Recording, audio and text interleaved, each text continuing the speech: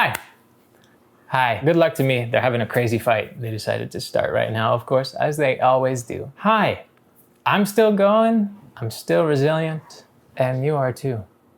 So, I didn't know I was resilient until way late into my 20s. I'm 30 now, so it's actually been not that long. I didn't know most of my life I was resilient. I knew what resilience was. I didn't learn to see it within myself. Instead of thinking I was resilient and seeing it as that positively, I thought I was stubborn. I thought I just had to. I had to do all this work. I had to continuously keep trying because that was the only way. I thought being resilient was something you do out of strength always. Resilience is something because you're so strong, you are resilient. No, it turns out resilience is literally always there, even when you're weak, because you're not giving up. That's resilience. Resilience is what makes you not give up. At its core, what resilience is, and that one's the one that, you might not agree, but it's hope.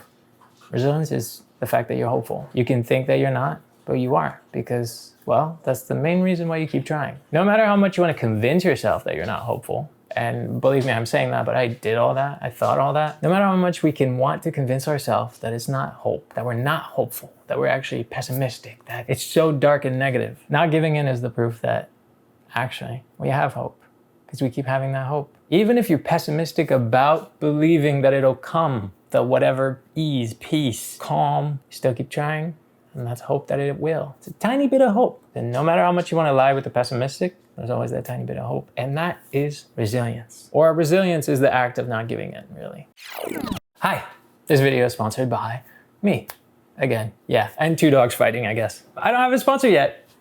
And that's okay. But if you want to support the channel in the meantime, what you can do is subscribe. You're already doing the watching part, so all that's missing is the subscribing part. And why subscribe is actually because I found through my analytics and other resources online that subscriptions are what make a video grow, get more views, get pushed further. Out of all my analytics, the videos that have gone the furthest are the videos that had the most subscriptions coming from it. So subscribe to this. Thanks so much for your support, and let's get back to the video, okay?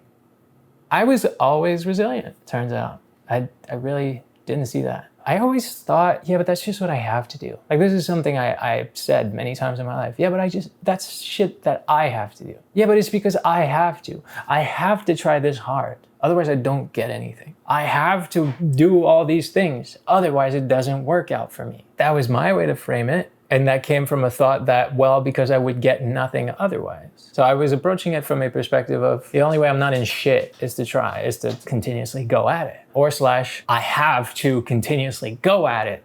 Otherwise, I am in shit. That's just it. And even when I am in shit and it's just ongoing shit, I have to keep going at it. I think I brought it up a few times here, but I don't have my dad. I know my dad. I don't know much about him now, but I didn't grow up with a dad. My dad was away committing crimes and not being in my life. And I grew up with this image. One, for a long time, I still was hoping that I could have something with him. I could have a connection, a relation. But as the years went on, obviously, I grew to be pessimistic about that. And instead I started having a very negative perspective of everything that related to him. And now the reason I'm telling you this story is because I started hating everything that he is, right? No matter what, like, oh, his eye color, I have the same shit. I hate that. I didn't want to be linked to him, which makes sense. And I think the first time that I was told that I was resilient, that what I had was this strong resilience, was by my grandma, his mom, who said, "You're so resilient, just like your dad. That's his biggest strength and you have it." And at first it really hurt. I was hurt. I might have cried too. That was the first time I was getting a compliment and being compared to him, or being compared to him and it being a compliment. Because in the past it had been used otherwise. Turns out I argue just like he used to. I don't know, I didn't get it. Well, maybe I got into an argument with him, but not enough to know that that's how I argue, like be able to pinpoint it. There's a lot of things you pass on through just genes alone. And it turns out the way I argue, the way I am very expressive and I get fired up in an argument, like even if we're just arguing a fun conversation, whether it's like a fight or just a proper argument for fun. Before that, I used to be compared to my dad with insults. You know, if I did a lot of his negative things. And they were never meant to be an insult to me. All the people that compared me negatively to my dad before that had been hurt by my dad. And so they never did it to hurt me. I was mostly just behaving exactly like he used to. And so they would bring it up as a point that they're hurt. Fuck, you argue nonstop just like him. And I was arguing nonstop. Like I earned that fucking comment when it came. It hurt. I went to the bathroom and cried. I remember I was like 13, I think, something like that. 13, 14 maybe. But it's happened a lot. Anytime I got compared to him would have been like it was never,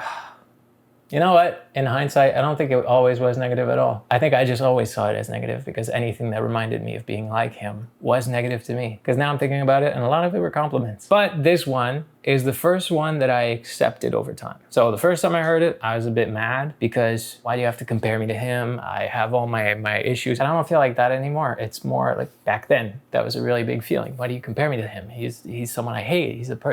I used to say he's the person I hate the most. He's not anymore. And when I reacted that I was offended in that way, my grandma said, no, like you have to stop thinking we're attacking you if we compare you to him. And you have to realize my grandma took care of me as my dad would have. She used to take me to her place for weekends, give a break to my mom and everything. And she loves her son a lot, my dad. Out of everyone in the family, she's the one that's never giving up, which makes sense. It's her son. So to her, she still sees a lot of beauty in him, all the good qualities. And at that point, she was saying, you have to stop thinking it's an attack. He has amazing things that you're blinded to. And I'm telling you that you have those things as well. It's true. My dad is the most resilient motherfucker around because his life has been fucking insane. Insane. From everything that I know, it's insane that he's still going. And somehow this guy makes it work all the time. Always. I don't know much. I don't think he's thriving, but he's okay. He's not in misery. He's not fucking bad. I don't know. I can't say that, I guess. But what I do know is he's still kicking. And that's literally the main point. That guy's resilient as shit. And until she said it, I never learned to, one, see that as a good thing about him, but two, see that I was. I always thought I just had to. I thought I was just born in this misery world.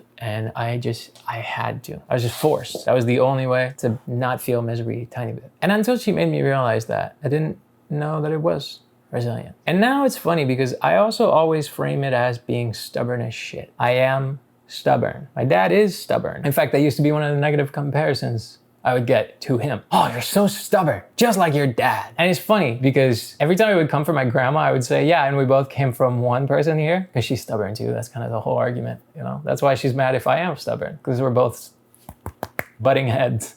They're both the same comment. To say that I'm stubborn just like him and to say that I'm resilient just like him is the exact same thing because stubbornness is resilience. This fucking hard-headed, I'm not giving up. I'm gonna keep fucking going. I'm gonna keep fucking trying. There is this perspective of resilience that we have, which is it only comes from when you're feeling good. I'm gonna keep going because I'm motivated. No, when you're fucking crying, crashing, you see nothing. You're just so down and yet you still keep going. That's resilience. I have been going through that for the past year and a half, 2 years now of being a resilient motherfucker. And I've said that a lot through the videos I've made throughout that time. That it's just been misery, but every fucking time, just keep going. I'm gonna make it work. I made it work every other time before. The thing is, once I started to learn that I am resilient, see that I am resilient, see that resilience in myself, that's what eventually grew over time to this now confidence in my resilience. No matter how much my shit can crash, the fact that I say, it crashed so many other times before and I made it, I can make it again. I'll be fine again. I'll bounce back. But it all comes from knowing that. My resilience got me through it every fucking time before it, and it'll do the same again and again and again and again and again. I understand it now. I've gone through it so many times. I think we think resilience is something we have to build. We have to start from zero resilience and somehow build up to, hey, I'm a resilient person. No, resilience is literally within you right now. If you're watching this, actually, that's you being resilient. You're watching videos that would have to do with your mental health. I'm sharing about mine. It helps you learn about yours. That's resilience. Not ignoring it. And even ignoring it sometimes is resilience because you're still choosing to walk despite it. So I am resilient as fuck. And you are resilient. I think something that I went through very early in life that I find people going through right now and something that I'm like, oh, hey, I went through this. I wish I could just tell you, you'll switch out of that, is this doom thinking. I doom think, like I think everything's gonna crash all the time. But what I mean by doom thinking is the pessimistic doom thinking, like I'll never bounce back. I'll never make it work. You're still going, you're still trying. So clearly, no matter how much you wanna say that, the resilient part of you doesn't believe that. It doesn't listen to those words. It knows they're a lie to protect yourself emotionally. And I think that's one of the important things here. This awareness of everything you did, no matter how resilience showed up for you, whether it wasn't a strong confidence or whether it wasn't a crying, but still getting through it, all of that is how you got through it. That's your strength. You did all that. You constantly do it. You never gave up because you're still here. So you never gave up. I never gave up because I'm still here. Right now is a very fucking risky time. I talked about it in my last video. Right now, it's June and I don't have another contract yet. So I don't know if I'm still with Quinn or not. I don't know what's happening there. I did email them telling them the story of the last video. So I don't know, they know a bit more now. But I'm at this point where I'm literally having to consider what the fuck I'm gonna do for a living. How I'm gonna feed these two. Well, feeding them is pretty easy. But how I'm gonna keep a roof over their heads. Where that roof is gonna be. If it's here, if I need to go somewhere else. Whatever I need to figure out. I'm in the process right now. I'm right in the thick of it. And yet I haven't been negative. I'm stressed as shit, but at no point did I think I'm fucked. Which is crazy because if you knew the reality I'm in, a lot of people would think they're fucked in that situation. Like they would think, fuck, that's it, I'm done. There's nothing. You know? And yet I have this blind confidence. It's not blind. I think deep down I know all the shit about me that can make it work. But it's this semi-blind confidence that no matter what, I'll magically figure it out. Because I magically figured it out every other time before. It was never at this scale, but every other time before was a never at this scale situation as well. So the scale keeps growing, but I also keep getting through it. And it's the same for you, I hope. I'll end it with these words. Whether you have been unaware that you're resilient because you've been in survival mode this whole time, that's resilience. Or whether you've been aware that you are resilient because you're consciously aware that you haven't stopped and that you will not stop. Now you're just going right now. Either of those is fine.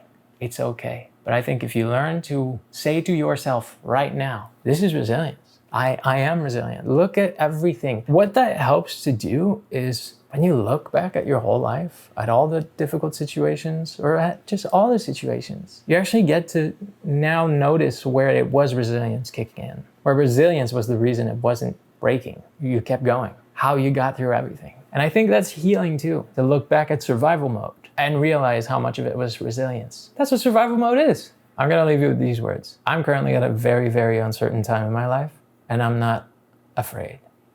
I'm stressed, but I'm not afraid. Genuinely. I just know I'll make it work. Maybe that can help you, no matter where you're at in life right now. Maybe you can realize that your resilience has been with you this whole time. And you can notice all the ways it's been so strong and present and helpful. I'll be fine. I will. Whatever the fuck happens from here. And maybe, not maybe, you'll be fine too. You will. If you tap into that resilience that you have, you got this. I know this video might have been a bit messy. I had to stop a lot from this one, the other one. If you enjoyed this video, remember you could subscribe. And if you want to see more of me, you can watch this video right here. Enjoy yourself through that as well. I'm gonna let you go on with your day and I will go on with mine and probably deal with the demons. Okay, bye.